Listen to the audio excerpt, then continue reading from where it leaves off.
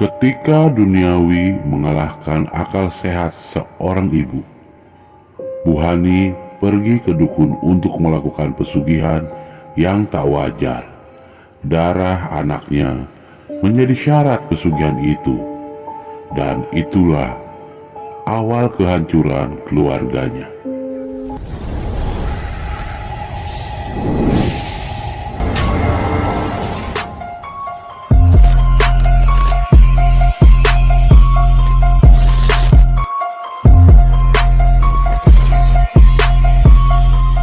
Bismillahirrahmanirrahim.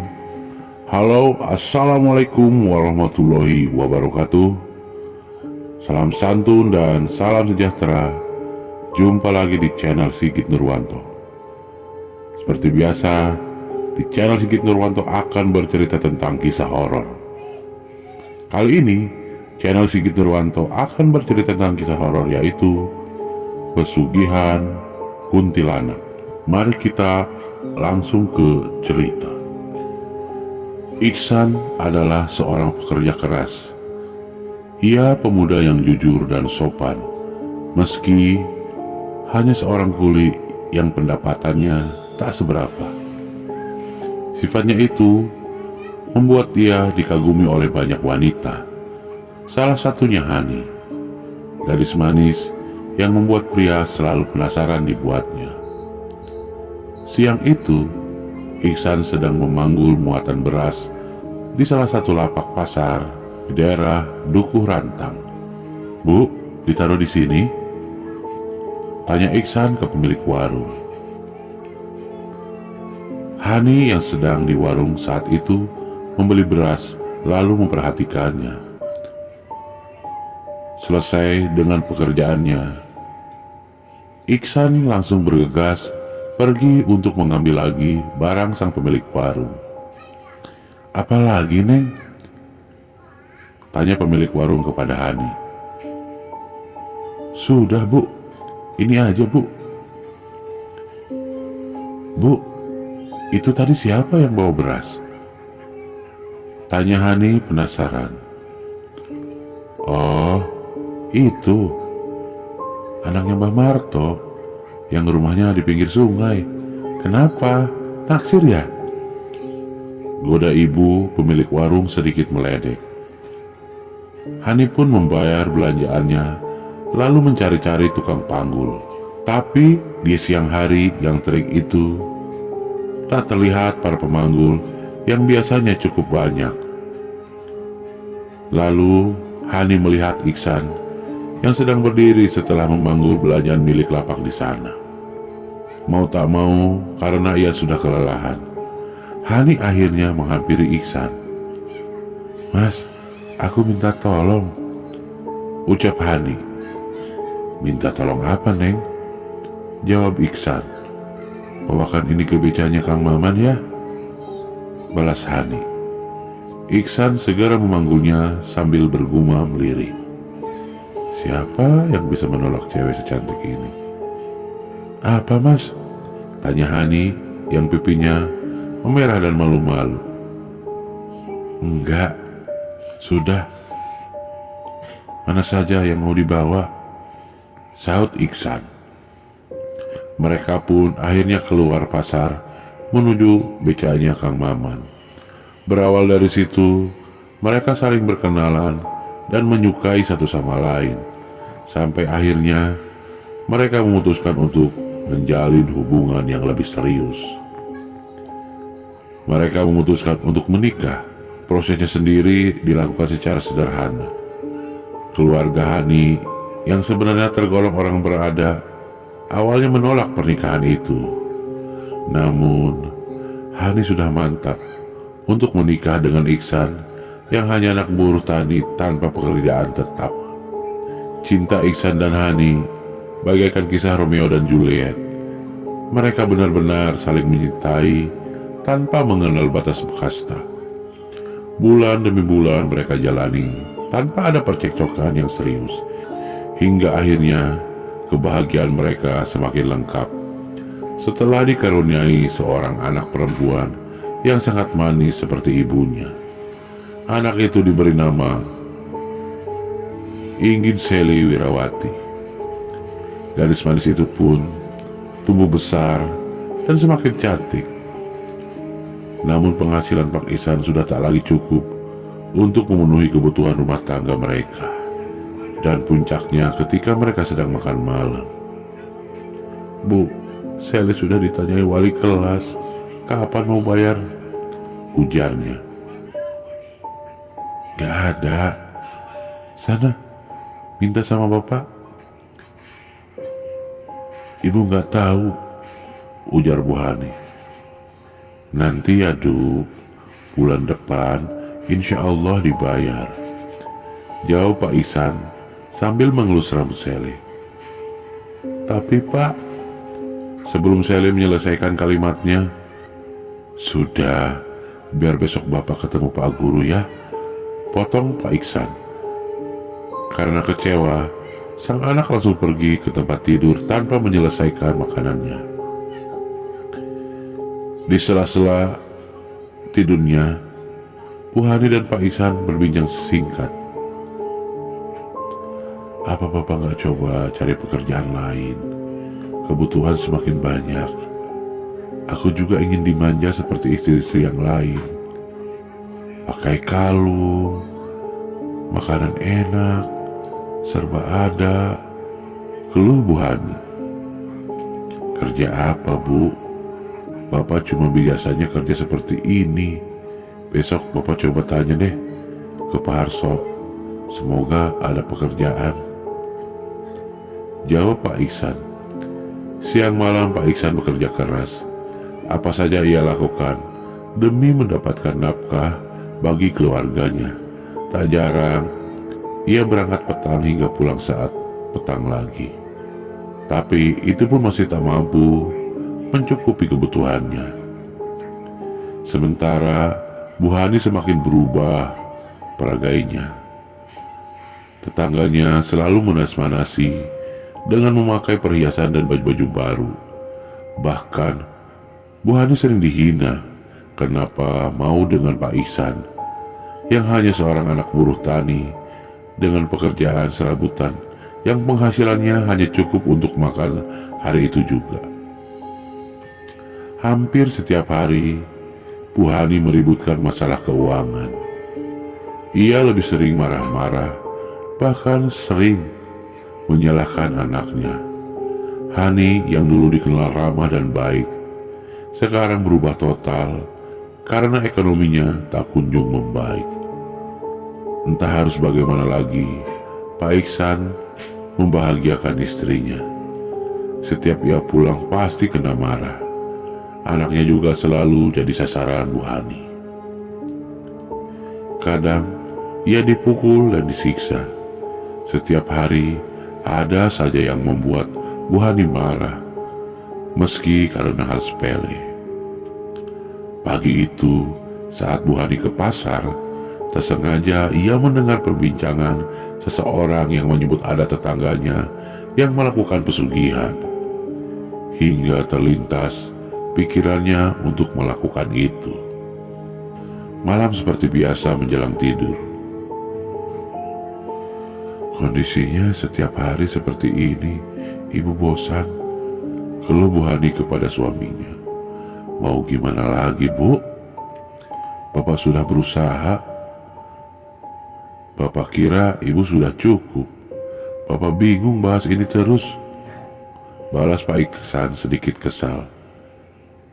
Akhirnya terjadilah pertengkaran hebat hingga Bu Hani berucap, "Kenapa nggak ikut pesugihan saja? Kaya dengan instan."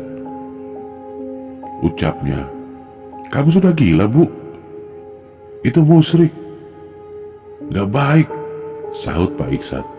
"Ya sudahlah, kalau Bapak nggak mau, carikan saja aku. Ibu sudah bosan seperti ini terus." Karena rasa cintanya, mau tak mau, Pak Ihsan menuruti keinginan istrinya untuk melakukan pesugihan. Setelah mencari tahu ke teman Bu Hani, dia menyarankan pergi ke salah satu dukun yang ada di kampung sebelah bernama Mbah Wayo.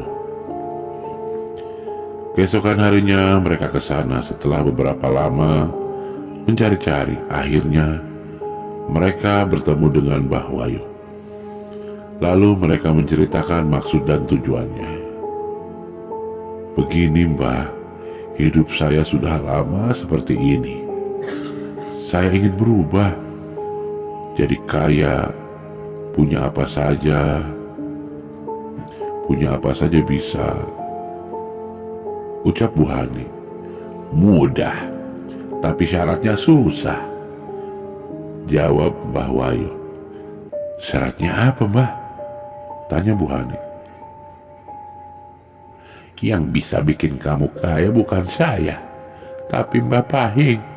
Rumahnya di dalam hutan, tegas Mbah Wayo.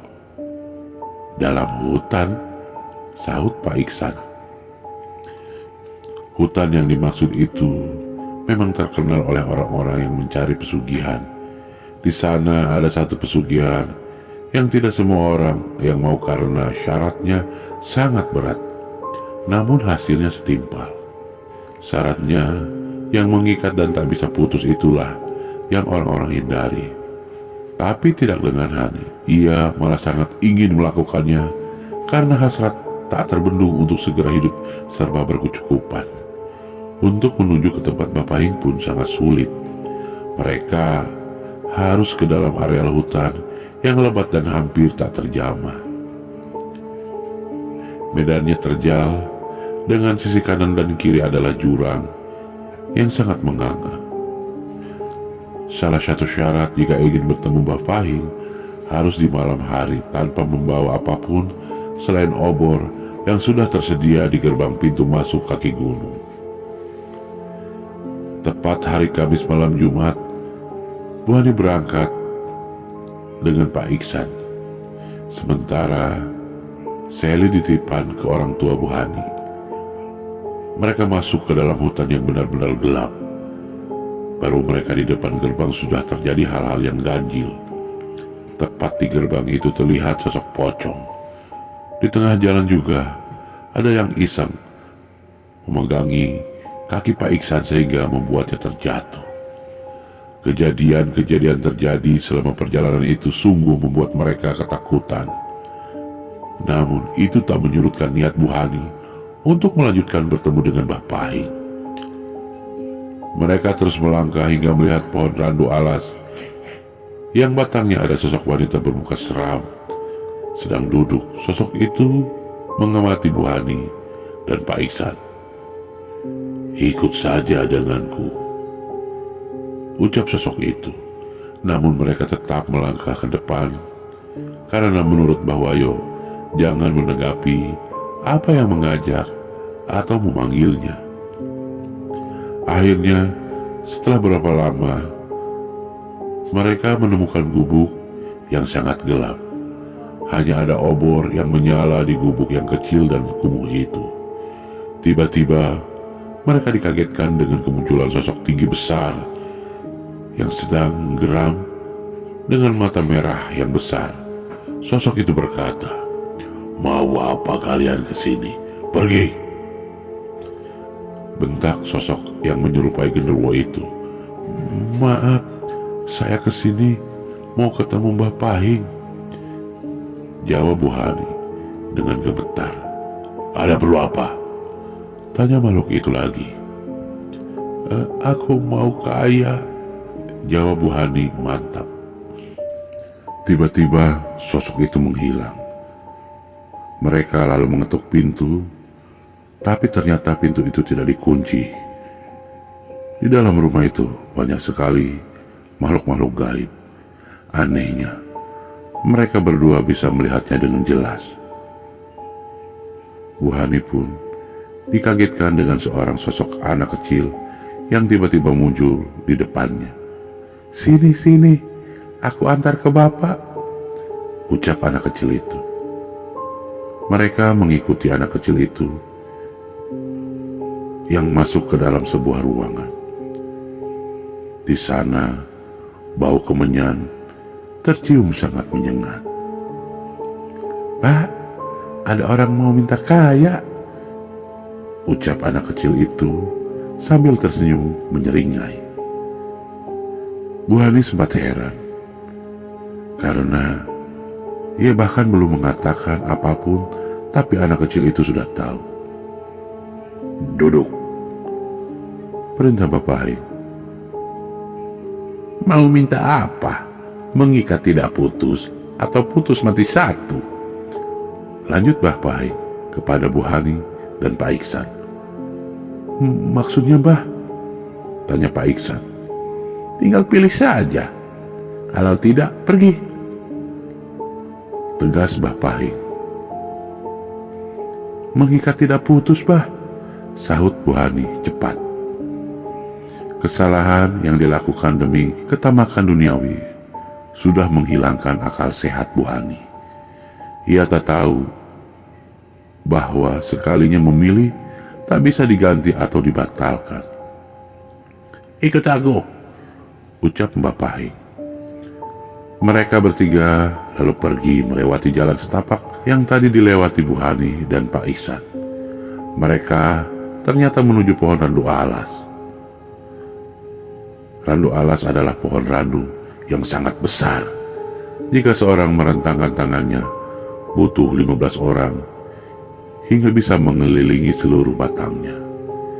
Di bawah pohon itu, Bapak Haing menyiapkan alat ritualnya. Memang di balik pohon atau rumah pondok yang di samping kanannya terdapat sumur dan kendi berisi air. "Kamu mandi di situ. Kalau ada yang ganggu, diam saja. Gak usah digubris," ucap Bapak Haing. Benar saja, gangguan di tempat itu begitu intens. Namun Bu Hani dan Pak Iksan mengacuhkannya. Setelah selesai, Bapak Haing memanggil penunggu pohon randu alas itu, yaitu sosok kuntilanak. Bu Hani mulai ketakutan ketika kuntilanak itu datang. Pak Iksan yang sudah merasa tak nyaman dari awal malah berencana ingin membatalkan pesugihan itu. Namun pilihan itu sudah tidak bisa diubah. Bu Hani pun semakin bertekad akan melakukan pesugihan itu.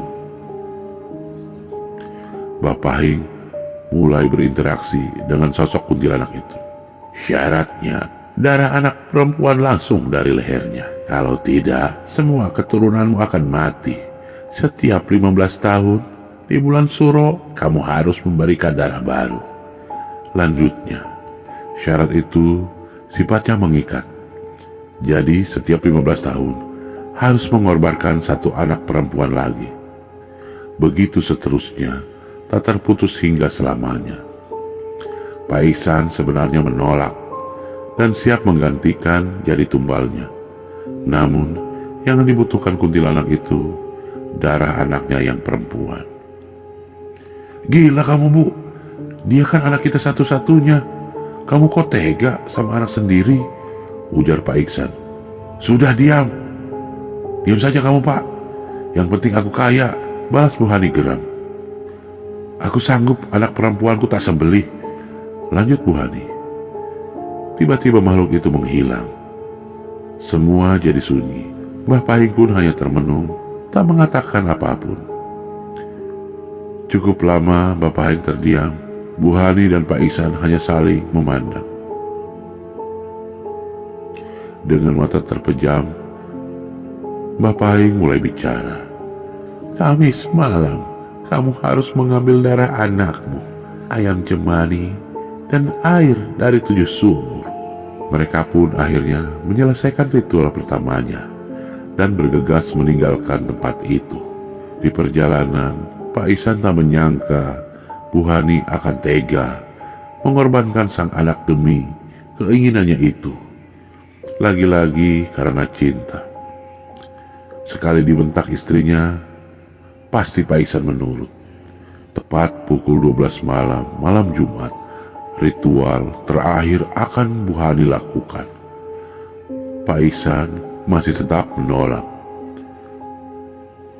Dari sore, anaknya sudah dimanja dan dibelai oleh bapaknya. Apapun ia minta pasti akan dia berikan. Bu Hani sudah siap dengan semua perlengkapannya. Anaknya yang sedang tidur langsung dibangunkan dan dibawa ke dapur. Air mata Pak Iksan tak terasa menetes. Rasanya sangat sedih akan kehilangan anak semata wayangnya. Namun tidak dengan Bu Hani. Ia malah semakin berambisi dan emosional. "Bawa sini Pak," perintah Bu Hani. "Ampun Bu, ampun, aku salah apa?" Tangis Sally mengiba. "Kamu mau kujadikan tumbal," teriak Bu Hani. Sally berusaha memberontak, namun Bu Hani menamparnya dengan kencang hingga ia pingsan. Diseretnya tubuh Sally. Sementara papanya hanya bisa melihat istrinya yang begitu tega. Tapi ia tak berbuat apa-apa, seolah terhipnotis karena cintanya yang begitu besar. "Ikat tali Pak," ucap Bu Hani. Pak Iksan mengikat tubuh anaknya di atas meja. Tepat di bawah lehernya terdapat mangkok. Sally pun terbangun. "Salahku apa Pak? Ampun Pak, ampun." Suaranya membelas. Akan tetapi Pak Iksan terus mengikatnya dengan kencang. "Sudah belum Pak? Lambat sekali," ucap Bu Hani. Kepala anaknya ditutupi dengan kain dan mulutnya juga disumpel dengan kain. Sekali lagi anaknya dipukul oleh Bu Hani hingga pingsan. Bu Hani mulai menggorok leher anaknya sampai badannya mengkejang. Terputuslah napas dari anaknya. Terdengar suara menggorok seperti hewan yang disembelih. Sangat ngeri dan ngilu jika dibayangkan.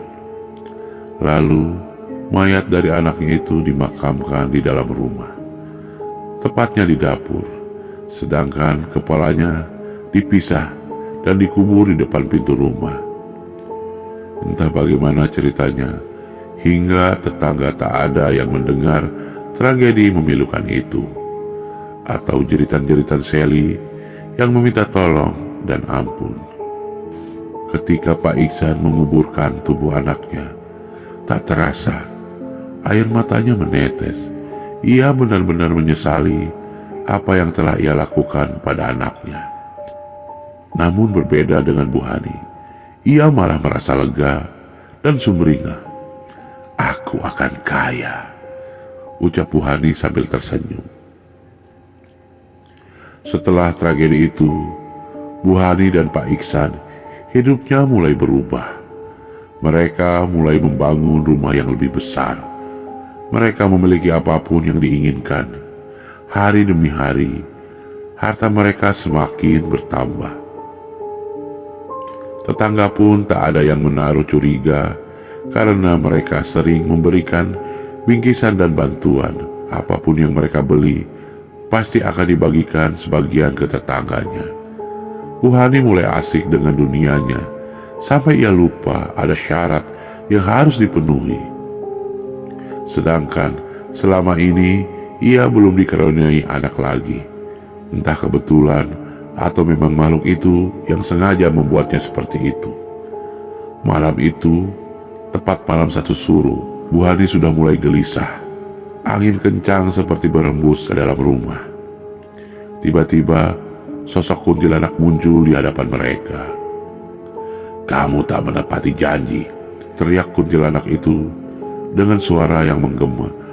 "Maaf, aku sudah berusaha, tapi belum dikasih," jawab Bu Hani dengan ketakutan. "Tidak bisa. Kalau kau tidak memberikan, darahmu yang akan kuambil," ucap makhluk itu marah. Akhirnya makhluk itu pergi dan berjanji akan kesini lagi. "Gimana ini Pak? Ibu belum dikasih anak lagi," ucap Bu Hani ketakutan. "Nggak tahu, itu keputusanmu dulu. Aku sudah nggak bisa ikut campur," acuh Pak Iksan. Bu Hani mulai kelimpungan. Ia bingung dan gelisah bagaimana caranya memutuskan kontrak yang sudah terlanjur mengikat. Ia sempat gembah wayo, namun Beliau pun tak bisa menolaknya. Ke tempat lain pun juga tak ada yang sanggup. Malam itu adalah malam terakhir Bu Hani. Kuntilanak itu datang lagi. "Mana darahnya? Mana darahnya?" teriak kuntilanak itu dengan suara yang menyeramkan. Sementara itu Pak Ihsan sedang keluar. Melihat Bu Hani yang hanya bisa pasrah, kuntilanak itu melemparkannya ke tembok dengan penuh amarah. Berulang kali Ibu Hani mencoba berdiri dan berusaha lari, namun gagal karena kuntilanak itu tiba-tiba sudah berada di depannya. Kuntilanak itu lalu mencekik leher Bu Hani. Ia mengamati wajah Bu Hani yang sudah berlumuran darah. Darahnya yang keluar segera dijilati oleh kuntilanak itu. Kukunya yang panjang menggores pipi hingga ke leher.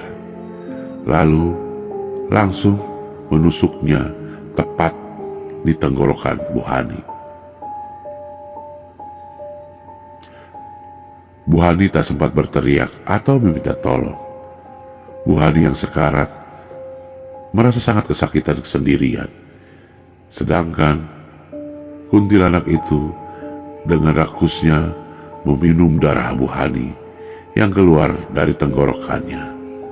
Tubuh Bu Hani mengejang seperti saat ia menyembelih anak kandungnya sendiri dahulu. Bu Hani akhirnya tewas di tangan kuntilanak itu.